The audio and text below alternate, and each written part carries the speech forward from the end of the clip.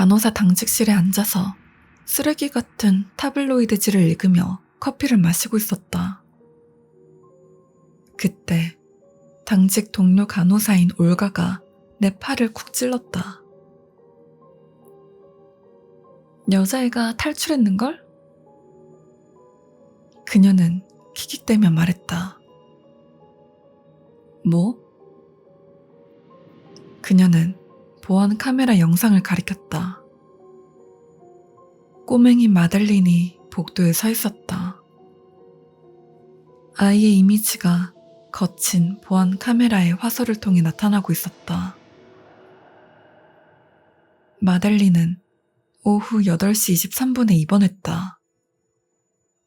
조그만 여자아이로 6살이 채 되지 않았다. 아이의 얼굴은 피투성이었다. 듣기로는 계단 위에서 심하게 굴렀다고 했다. 그래서 톰슨 박사님이 두부 경막하 혈종이 일어날까 걱정하여 하룻밤 동안 지켜보기로 한 거였다. 이런, 침대에서 일어나면 안 되는데? 난 모니터를 향해 몸을 숙이며 잠시 말을 멈췄다. 게다가 저 옷은 어디서 난 거야? 아이는 우리가 침대에 재울 때 입혀주었던 병원 환자 가운을 입고 있지 않았다. 아니, 아이는 검은색 드레스, 하얀 스타킹, 빛나는 검은 신발을 신고 있었다. 마치 주일에 교회를 갈 때 입는 옷처럼, 아니면 장례식이라든가. 그리고 계속해서 머리를 앞뒤로 흔들고 있었다. 마치 누군가 복도를 따라 올 것을 예상하고 있는 것처럼. 그래서 네가 가서 다시 재울 거야? 아니면 내가 갈까? 올가가 자기 핸드폰 위로 날 바라보며 물었다. 그래, 내가 갈게. 난 의자를 밀면서 벌떡 일어나 복도를 따라 쟁걸음으로 걸어갔다. 마들린? 난 코너를 돌며 아이의 이름을 불렀다. 마들린. 숨이 턱하고 막혔다. 복도엔 아무도 없었다. 난 병실로 걸어갔다. 그리고 안쪽을 들여다보며 아이의 이름을 불렀다. 마들린? 아이는 침대에서 평화롭게 잠들어 있었다. 환자 가운을 입고 정맥 주사를 맞고 있는 상태로. 희한하네. 난 다시 간호 당직실로 향했다. 어째서인지 불안한 기분이 가시질 않았다. 꼬맹이들이 가끔씩 진짜 소름 끼치는 행동을 한다는 건 잘 알고 있지만 6살짜리 아이가 정맥 주사를 떼었다 다시 붙일 순 없는 법이었다. 난 당직실로 들어갔다. 올가가 날 보며 눈썹을 치켜 올렸다. 애는 찾았어? 방에서 자고 있던걸? 그리고 난 올가를 향해 몸을 숙이며 목소리를 낮췄다. 이상하게 들리겠지만 난 애가 침대에서 나온 적이 없었던 것 같아. 무서운걸? 어쩌면 네가 지난주 내내 떠들던 그 점액들에 감염되었을 수도 있겠네. 올가가 웃으며 말했다. 난 올가를 흘겨보았다. 그건 농담거리가 아니란 말이야. 아, 정말? 그래서 날 어떻게 할 건데? 죽일 거야? 그녀는 손을 앞으로 치켜 올렸다. 난 그냥 눈을 돌려 다시 반 인어가 에리 호수변에 쓸려 내려왔다는 기사를 읽기 시작했다. 그리고 사람들이 이따위 기사를 진짜라고 믿는다는 게 더 무섭겠구만 하고 생각했다. 다시 한번 일이 생긴 건 새벽 3시 40분이었다. 우연히 복도를 바라보고 있을 때 보안 카메라의 수신 모니터가 눈에 들어왔다. 마델린이 다시 문 밖에서 아까 전에 그 드레스와 스타킹을 신고 서 있었다. 단지 이번엔 아이가 겁을 먹은 것처럼 보였다. 저것 봐, 마델린이 다시 일어났어. 난 올가를 툭 치며 말했다. 내가 말하는 순간 모니터 안, 복도 저 멀리 있는 전등 하나가 깜빡거리기 시작했다. 화면이 조금 어두워졌다. 올가는 문자 보내는 걸 멈추고 내 시선을 따라 화면을 보았다. 오, 작은 악마 소녀가 다시 일어났네. 난 그녀를 노려보았다. 이게 그렇게 재밌다고 생각하면 네가 가서 확인해봐. 올가의 눈이 조금 커졌다. 좋아, 그러지 뭐. 그녀는 인간이 할 수 있는 가장 느린 동작으로 천천히 자리에서 일어났다. 그리곤 복도를 따라 사라졌다. 난 비디오 화면으로 다시 시선을 돌렸다. 복도 끝에 있는 또 다른 전등이 나갔다. 화면은 더욱 어두워지고 화소가 거칠어졌다. 하지만 여전히 마델린의 작은 형체가 방 앞에 서 있는 게 보였다. 실루엣보다는 조금 더 자세히 보이는 수준이었다. 또 다른 전구가 꺼졌다. 그리고 또 다른 하나가, 또 다른 하나가. 복도는 순식간에 어둠에 잠겼다. 단 하나, 마델린의 방문 위에 있는 전등만 유일하게 남아있었다. 이런, 젠장, 전기 기사님들을 불러야겠네. 난 혼자서 투덜거렸다. 난 남아있는 아이스 커피를 마셨다. 그리고 컵을 내려놓을 때 그걸 보고 말았다. 피가 얼어붙는 느낌이었다.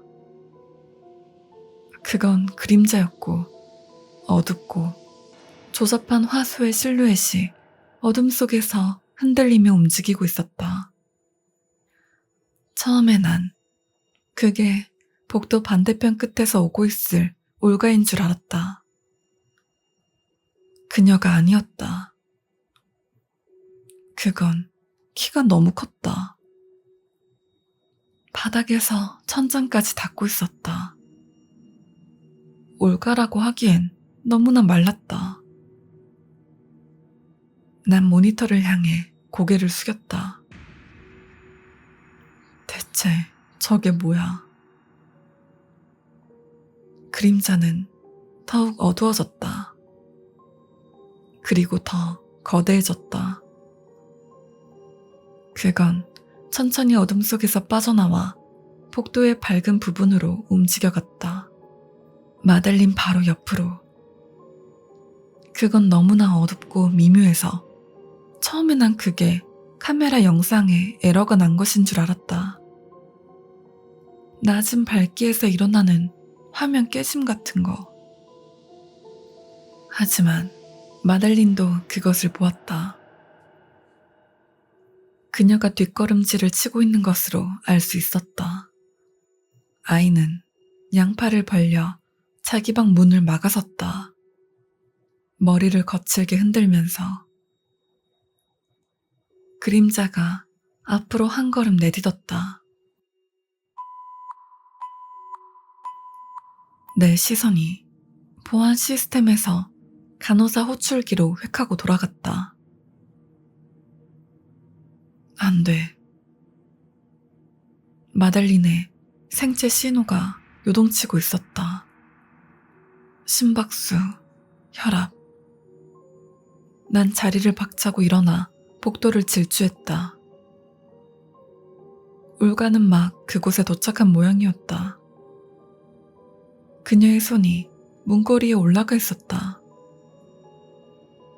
복도의 반은 화면에서 본 것처럼 어둠에 잠겨 있었다. 하지만 내가 본 키 큰 그림자 같은 형체나 서있던 마달린은 복도에 없었다. 톰슨 박사님을 불러. 응급 상황이야. 난 그녀를 지나쳐 날듯이 방 안으로 들어갔다. 마달린은 여전히 침대 위에 꼼짝 않고 누워있었다. 아이의 심장이 멎어 있었다. 난 침대 위로 튀어올라가 CPR을 시작했다. 제발, 제발. 난 속으로 비명을 질렀다. 제발 살아나. 제발 포기하면 안 돼. 제발.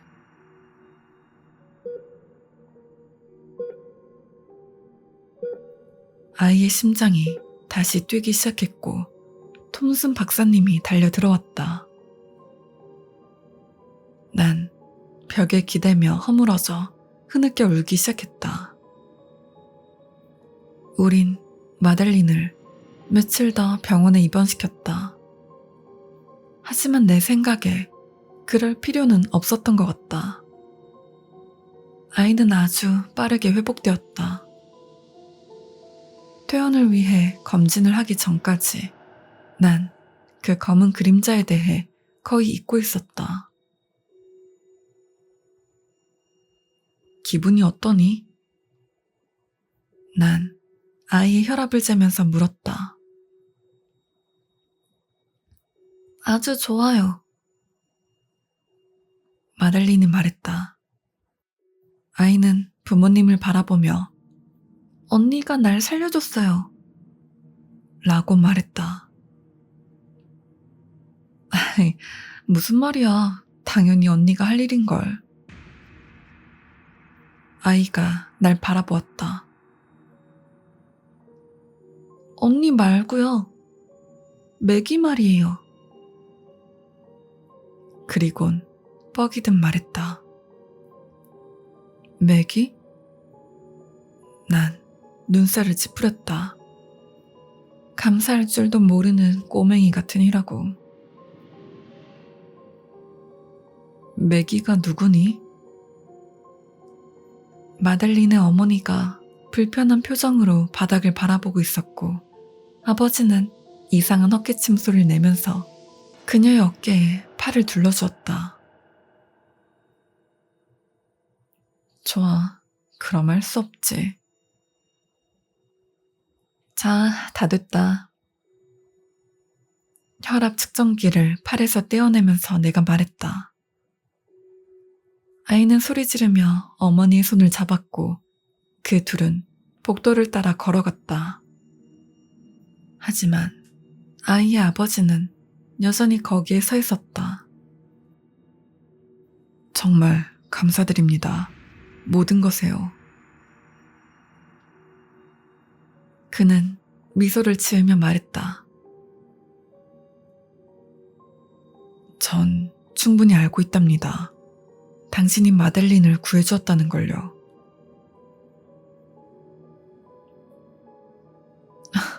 아니요, 매기가 구해주었다는데요. 나는 딴청을 피웠다. 그는 다시 한번 이상한 목소리로 헛기침을 했다. 호기심이 불쑥 고개를 내밀었다. 그래서 간호사로서 내가 지켜야 할 선을 완전히 넘어선 질문을 하고 말았다. 매기가 누구죠? 아이의 상상 속 친구인가요? 그는 무겁게 한숨을 내쉬었다. 어, 그런 셈입니다. 아내가 마들린을 임신했을 때, 정확히는 쌍둥이를 임신했었거든요. 심장이 멎는 느낌이 들었다. 일란성 쌍둥이였지요. 하지만 그중 하나는 태어나기 전에 세상을 떠났습니다. 그는 이야기를 이어나갔다. 우린 그걸 마들린에게 말해줬어요. 우린 아이에게 비밀로 하는 걸 원하지 않았거든요. 하지만 그건 우리 실수였어요. 마들린은 상상 속 아이에게 과도하게 몰입을 했거든요. 언제나 매기에 대해 이야기했죠. 마치 아직도 우리와 함께 있다는 듯. 그는 다시 헛기침을 했다. 이상한 목소리로. 그리고 난 그게 터져나오는 울음을 억누르기 위한 행동임을 깨달았다. 그는 손을 뻗어 내 손을 잡고 흔들었다. 다시 한번 정말 고맙습니다. 그리고 그는 돌아서서 가족을 따라 복도로 걸었다. 하지만 내 머릿속은 그 작은 여자아이로 가득했다. 마들린과 너무나 닮았던, 마들린에게 가는 문을 막아서고 있었던, 자기 여동생을 보호하고 있던 그 아이를